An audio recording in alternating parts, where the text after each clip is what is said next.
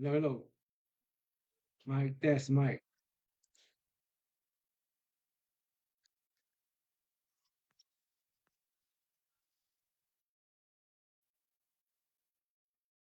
Mic test, mic.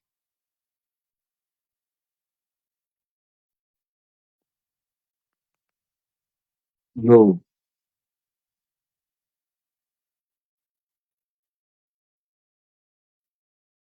Sumainyo ang kapayapaan. Isang mapagpalang gabi po sa inyo lahat. So, trial lang po tayo, magte-test po tayo para sa pagdating ng Tuesday, ah, okey na po yung ating live. Okey na yung ating live.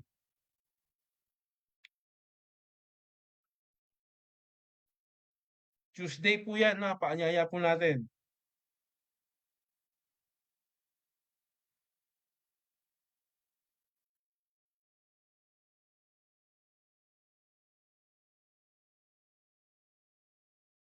Sumainyo ang kapayapaan.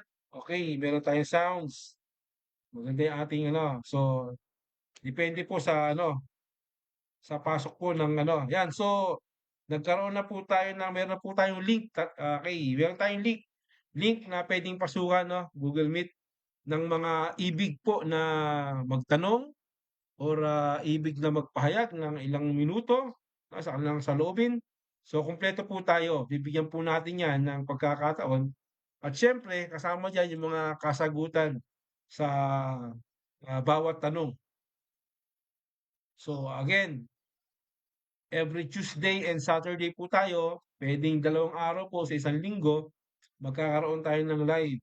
Maganda po ito sapagkat ito po'y, magbubukas ng kaisipan ng marami patungkol po dito sa mga issue ng pananampalataya. Dito ay, siyempre malalaman ng mga nagsusuri kung ano ba yung sagot o tugon sa kanilang mga katanungan o mga nakatagong katanungan na para bagang sa kanilang sarili ay walang sagot. So tayo, magbibigay po tayo ng tugon dito patungkol po doon sa topic na ating tatalakayin.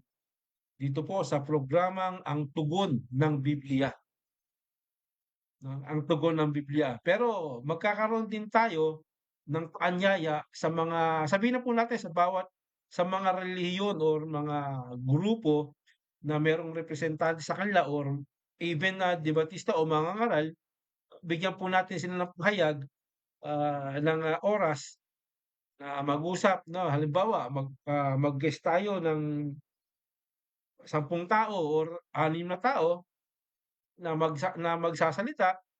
So, magbibigay ng kanya-kanyang panig po ito na patungkol dun sa issue or topic na ating pong tatalakayin. So, dito lalawak po yung ating pag-aaral ng salita ng Panginoon.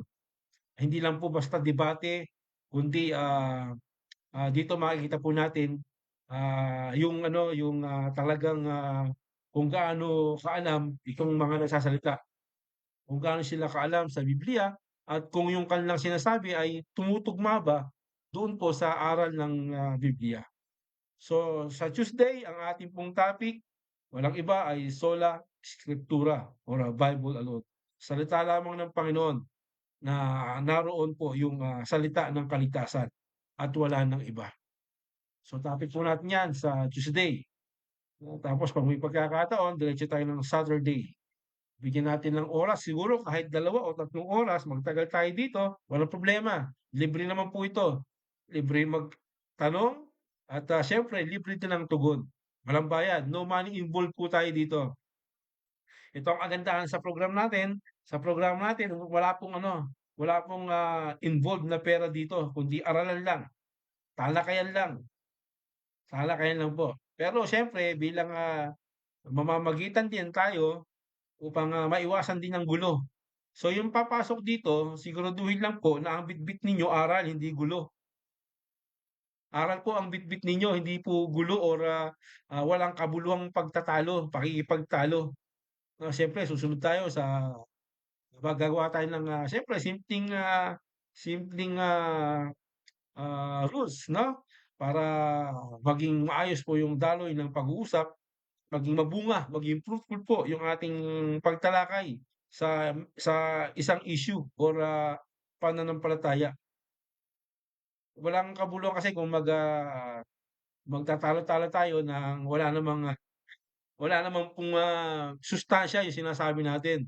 Puwede naman 'yan kung sa ibang, platform siyempre debate, 'di po ba? Debate sa debate, one on one, walang problema 'yan. Pero sa ating programa siyempre bigyan po natin ng kahit kaunting kaisan. Bakit po sinasabi natin? Kasi marami pong galit na galit sa atin. Marami pong galit na galit sa atin na minsan pumapasok po sa ating live at, siyempre 'pag pumasok po sa ating live, walang ibang, ginagawa kundi ang, makipagtalo 'no, makipagtalaktakan na ayaw masapawan, 'di ba? Gusto siya lang magsasalita. Hindi ubra 'yun, hindi po ubra 'yun. So, kailangan maayos po yung ating pag-uusap. Ginawa po natin ang programang ito para maging maayos po yung daloy ng pag-uusap. Marami pong gusto kasing makaalam ng katotohanan, lalo na sa mga panahong ito. Napakarami pong, mga pangyayari na sa mundong ito tapos sasayangin pa natin sa walang kabuluhan. Siyempre aralan lang po tayo, labasan ng aral, ano ba yung totoo, ano ba yung tunay, ito ba yung mali, ito ba yung tama, 'di po ba? So, sasalain po natin 'yan at kayo po ang, huhusga, kayong mga manonood, ano ba yung matimbang sa inyo? Ano ba yung dapat paniwalaan sa mga pinagsasalita o pinagsasabi ng mga taong ito, 'di po ba? So, 'yun ang maganda. So, siyempre sa Tuesday, andiyan po yung mga pangalan 'no, kasama po natin sila Brother Romeo Tahonera, sila Brother Lauro, Budoso, at may mga guest tayo 'no, tulad nila Brother Michael, Vizcara, papasok po 'yan, na sila Brother Jason, Gulong at, marami pa 'no, kung papasok sila Mitch, ay yung mga nakadebate natin, sila Sak, walang problema, sila, Dutz o sino pa man. At meron pong mga nagsasabi na ibig nilang magtanong, libre pong pumasok, libre pong magtanong sa programang ito sa Tuesday po ano at, hindi nga po natin marami po sila 'no na ibig nga mag-join 'no, pumunta sa ating pong platform at, balitaktakan, makipag-usap. Siyempre dapat yung maayos na pakikipag-usap. Lahat po ng, tinatawag na samahan, libre po na puwede po pumasok. Isa-isahin po natin 'yan. Siyempre nandiyan po yung RCC, 'no, yung tinatawag nila ng mga debaters, yung CFP, marami na po tayong nakadebate diyan. Yung SDA, puwede po pumasok 'yan, walang problema, marami tayong kaibigan diyan. Yung yung Iglesia ni Cristo, 'di po ba? Ni Manalo na o lalo yung MCGI, marami pong galit na galit sa atin ang mga MCGI, 'no, na tinatawag po nating MAD, 'no, Job, Job, 22:15, 'no? Marami po 'yan sila na gustong siyempre, galit na galit sila sa atin kasi sa pagsasalita po natin ng katotohanan. Pero dito, magiging friendly po tayo kasi ito friendly dialogue po ito. Magiging dapat masustansya yung pag-uusap natin dito, hindi yung bali-bagan lang 'no, ng mga walang kabuluhang salita. Siyempre Paul yun, may rules tayo. Ano pa bang mga samahan? Born again, Baptist, 'di po ba marami tayong mga kaibigan na Baptist diyan. Libre po sila at minsan magge-guest po tayo diyan 'no. Magkakaroon tayo ng guest po diyan, sila na i-guest po natin sa programang ito na na siyempre yung mga Baptist hindi rin naman may maraming Baptist na nagpapakilala at hindi naman sila magkakaisa ng aral, 'di po ba? 'Di po ba meron pong, iba-ibang aral po 'yan at, pangatwiran at aral sa loob ng halimbawa sa loob lang ng OSAS marami po 'yan, eh. Siyempre 'no, kasama natin ang ating mga kaibigan diyan, sila Pastor Alexander, andiyan po 'yan, sila, sino pa man 'no, ng mga Baptist diyan, sila Brother Pastor Dino Diaz, mga kaibigan natin 'yan na puwede pong, sa sunod minsan ma-guest po natin dito, sila Brother na Pastor Amlon, 'yan, sila po 'yan, marami po sila, mga kaibigan natin na puwede po sila mag-guest dito, sila, Pastor Morgs, magaling na mga debatista 'yan. Lalo na yung mga CFT, marami tayong kilala diyan na mga naka-debate natin, puwede naman silang, ah, tingnan natin kung papasok sila kasi malaking samahan 'yan, eh, 'di ba ba? Pero wala naman sa laki ng samahan 'to, 'di ba, wala sa laki ng samahan kundi usap-usap lang tayo, para pagtibayin yung aral po ninyo, ano ba yung tinatanglan ninyong aral at ano po yung tinatanglan po nating aral. Magkakaroon tayo ng dalawang grupo sa isang topic at pagsasaluhan natin 'yan. Ano ba yung paliwanag po rito, ano yung paksiw rito? Siyempre isang grupo magbabato ng tanong sa kabila, anong sagot mo rito? Bigyan natin ng halimbawa, bigyan natin ng, 5 minuto yung isang panig 5 sa isang panig o 10 minuto, then yung question and answer po natin bigyan po natin ng hanggang, 1 minuto or, 30 seconds yung sagot, 'di po ba? Kada isang grupo 3 tanong, isang grupo 3 tanong, vice versa, balikan. So maganda po yung magiging sistema natin dito. At meron din naman tayong programa na halimbawang, tayo lang at, gustong magtanong sa'tin, open po 'yan. Open po 'yan na magtanong sila sa'tin. Siyempre may konting bato tayo, may konting tanong tayo, para naman maging fair 'no, yung laban o yung, argumento ng, bawat isa, bawat panig. Maganda po ang ating pong, programang ito na tiyak po tayo na makakakuha po tayo ng magandang, karunungan at unawa. Hindi naman po tayo pupunta rito kundi makipagdebate lang, 'di ba? Gumawa tayo ng isang, programa para makipagdebate, 'no, tayo lang ang panalo, tayo ang totoo, hindi. Kundi ilabas natin at ano bang tunay dito, ano ba yung mas matimbang dito sa pakinig ng mga nakikinig. So dito maaari nating isantabi yung bawat, relihiyon natin at tignan natin, imulat natin 'no, yung mga nagsasalita, tignan natin yung panig nila. Kasi unang-una kapag meron ka ng sinasamahan siyempre ang panig mo sa'yo, kasi yun yung ano mo, eh. Pero siyempre buksan natin yung isip 'no, yung isip natin. Tignan natin kung ano ba yung matimbang. Kasi meron pong pangyayari na ganyan na narito ka, matibay ka rito. Tulad ko dati naman akong Katoliko.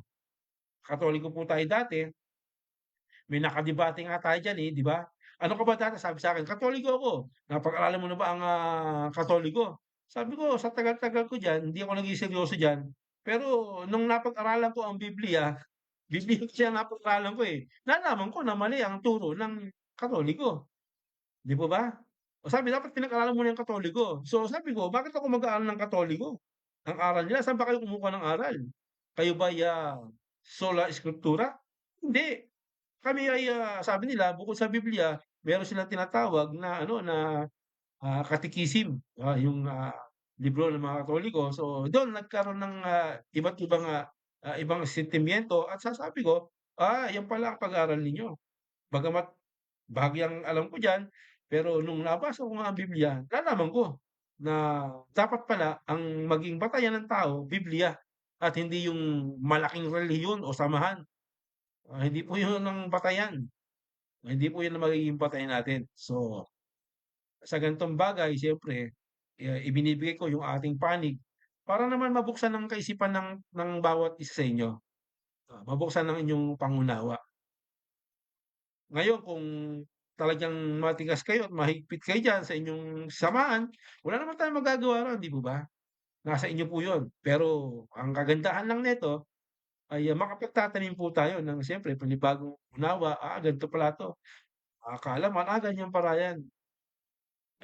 Hindi 'to masagot sa amin, ngayon nagkaroon ka ng, unawa dito, ganito pala. So, ibig sabihin magagamit mo.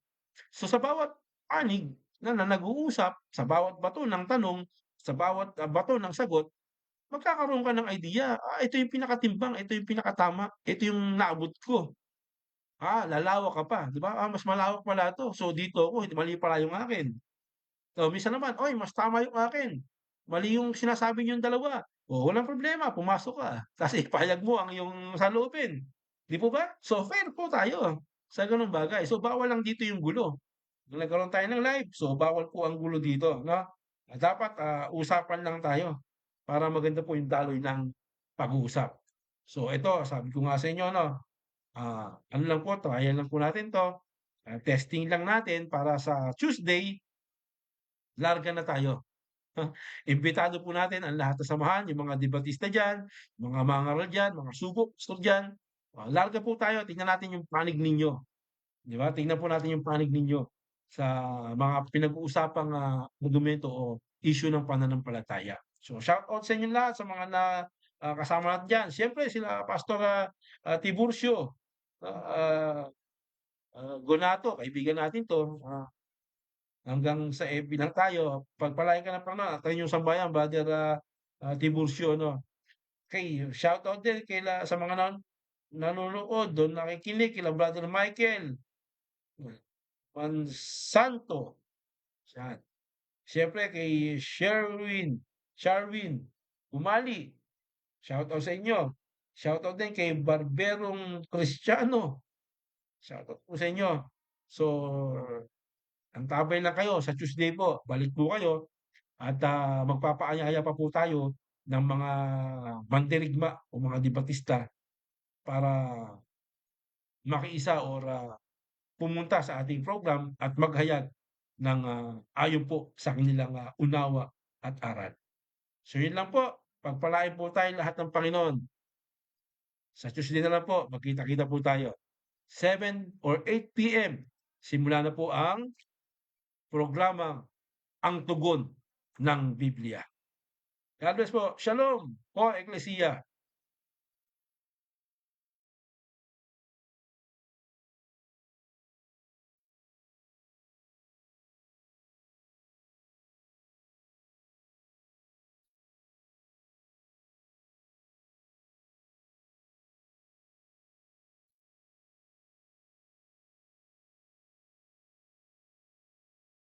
Pare Octonic.